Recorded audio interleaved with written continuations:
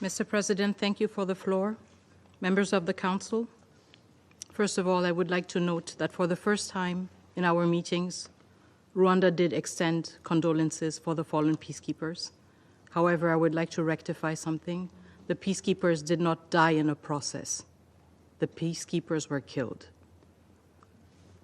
Second of all, SADC forces deployment through SAMI DRC were not deployed unilaterally by the DRC, but rather with a mandate from the AU, an organization Rwanda is a part of, even if its behavior in the DRC clearly flaunts its principles.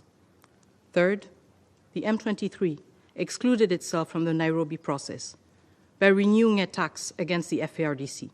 The government of the DRC has nonetheless expressed its willingness to re-include the M23 in the Nairobi process. We reject Rwanda's obsession and attempts to elevate the M23 to the level of an interlocutor deemed fit to sit at the same table as a legitimate government. 30 years down the line, we have never stooped to the level of expecting and demanding from Rwanda to talk to its brothers and sisters, the FDLR, who are still in our country. We have not stooped to that level. Fourth, on regime change, we will remind the Rwandan delegation that the M23 and the AFC has repeatedly expressed its intent to march in Kinshasa. The very M23 Rwanda forces are backing right now. There is a subtlety that should not go amiss between words and actions. Rwanda's actions, side by side with the M23, are actions seeking to overthrow a legitimately established government. On the Luanda and Nairobi processes, we will remind the Rwandan representative that the DRC never left the negotiating table. It was Rwanda that did not show up on the 15th. It was Rwanda that did not come when President Lorenzo invited us. And President Kenyatta was also present. President Tshisekedi honored his commitment. In the past weeks, we have seen efforts, calls from this council, from our partners, from our friends, urging us all to renew our efforts within the Luanda process. The DRC never left the table. It is up to Rwanda to come back to the table.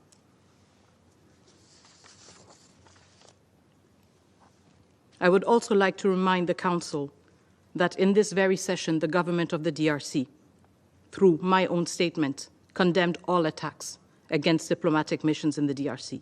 We do this in our concern to abide by and respect international law.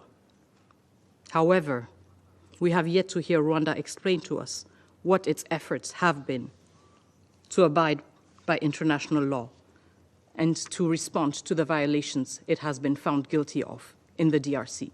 Violations of the Charter, violations of international humanitarian law, violations of international human rights law. Members of the Council, I would like to close with what has brought us back here in less than 48 hours. Rwanda's outright contempt for this Council and its declaration that it will not, for the Council and the Council's declaration, and its demonstration that it is in the deluded belief that there is a Rwandan exception when it comes to international law. But what has also brought us here is the Council's choice 2 days ago to opt for words and not for actions. This Council is not unable to take actions. In fact, it is uniquely equipped to take actions. Hence, the question that remains at the end of this meeting is whether this Council is unwilling to act. Thank you. I thank Her Excellency Ms. Kayikwamba Wagner for her statement. And I now give the floor to the representative of the Russian Federation.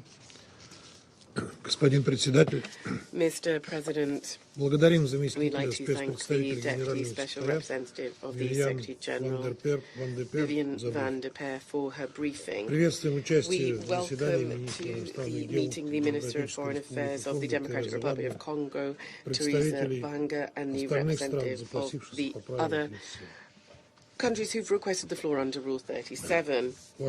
Distinguished colleagues, 2 days ago we met in this chamber and discussed the worrisome developments in the situation in the eastern DRC. Over the past 48 hours, the situation has significantly deteriorated, especially with the seizure of Goma, where there are more than 1 million civilians located. Russia firmly condemns the actions of M23. We call for a swift cessation of hostilities and a withdrawal of the rebels of the illegal armed formation from the towns, villages and territory they've seized. We also urge external forces to cease their support for M23 and to recall their military units. There's a need without delay to resume the negotiation process in Luanda. We must not allow a spillover of the escalation which could threaten the lives of people on both sides of the border and is likely to turn into an interstate conflict on a regional scale. We are seriously concerned by the humanitarian repercussions of what's going on. In front of our very eyes, the already difficult situation in North Kivu is turning into an utter humanitarian disaster. Goma de facto is cut off from the outside world. This may have serious consequences for the inhabitants of the town and the IDPs who have fled there. Once again, we would like to express our condolences to the families of the civilian victims of the DRC, the UN peacekeepers, and the fallen SADC soldiers. We stand in solidarity with the governments of the DRC and those states who've lost their service personnel. We wish their speedy recovery. We'd like to underscore that Russia unequivocally condemns the attacks on peacekeepers. It's absolutely unacceptable. We firmly support the UN peacekeeping mission in the stabilization mission in the DRC, its leadership and the Blue Helmets. We also condemn any attacks and acts of aggression regarding international diplomatic representation. Such actions have absolutely nothing whatsoever to do with peaceful demonstrations. We urge Kinshasa to ensure the protection of foreign missions and diplomatic staff, pursuant to the Vienna Convention and its international obligations. The violence in eastern DRC needs to stop. However, there's no military path to resolve this crisis. It is absolutely clear that this is only possible as a result of political agreements. We're convinced that the Luanda process remains the best forum where agreements can be reached. We carefully listened to the representative of Angola during the meeting of the Council on Sunday. Angola clearly stated that the only obstacle to preventing a signature of a reconciliation document between Kinshasa and Kigali was the issue of cessation of government interaction with the illegal armed formations, and primarily with the M23. Without settling the status of this group as part of the inter-Congolese dialogue, any attempts to improve the situation between the DRC and Rwanda will not bear lasting fruit. Here, there is an urgent need for the resumption of the Nairobi process and the pushing forward of similar regional initiatives. There's no alternative to this. Mr. President, attempts to settle the crisis will also not bear fruit if the countries of the Great Lakes region do not take decisive measures to combat the illegal exploitation and smuggling of natural resources, the lion's share of which, as we all know, come from the eastern DRC, which is beset by instability.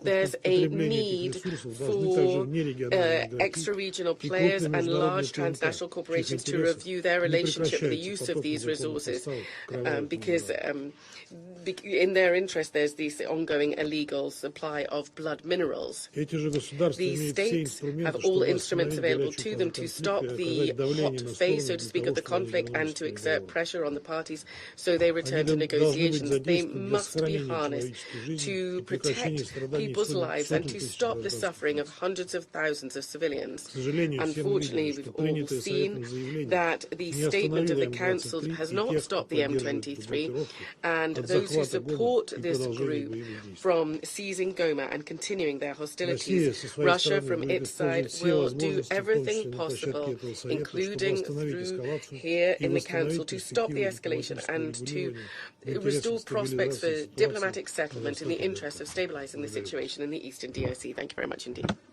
I thank the representative of the Russian Federation for the statement. Do you want to watch more videos like this one? If yes, subscribe to our channel and press the bell icon next to it. We have decided to bring videos on something nobody talks about: African politics, the economy, and increasing power. Thanks for watching, and until the next video, stay tuned. Tell us what you think in the comment section. Like and share the video, and subscribe so that you don't miss any of our African videos. It's the best way to support us.